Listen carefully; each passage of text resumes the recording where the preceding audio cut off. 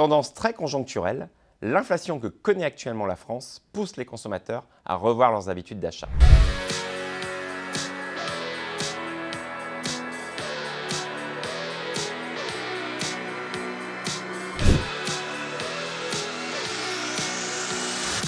Cette année encore, l'économie circulaire sera à l'honneur puisqu'elle peut concerner un Français sur deux.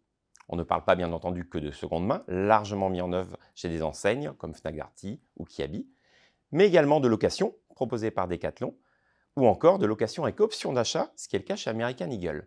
Cette année, on va surtout parler de lutte contre le gaspillage alimentaire puisqu'elle peut représenter jusqu'à 5% du chiffre d'affaires d'une enseigne.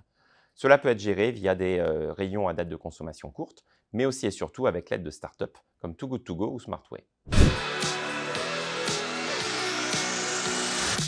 Tendance forte de l'an dernier, elle se confirme en 2023. La réussite des abonnements aux courses alimentaires comme le propose Carrefour Monoprix est indéniable. On la retrouve également sur d'autres secteurs comme la restauration proposée par Pizza del Arte sur la pizza ou Prêt-à-manger sur le café.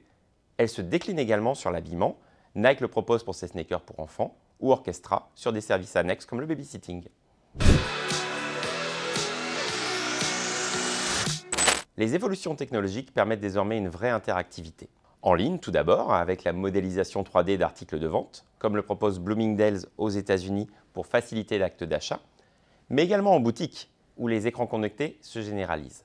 Cette année, les hologrammes devraient apparaître en nombre en magasin, avec des écrans sous forme de cabine, permettant de démontrer à distance un produit ou un service en taille réelle. Un vrai spectacle interactif. Après avoir largement conquis les entrepôts, l'automatisation arrive en magasin. Les robots vont faciliter la mise en rayon en supprimant les tâches pénibles. Les caméras vont permettre le contrôle des prix ou des ruptures dans les linéaires.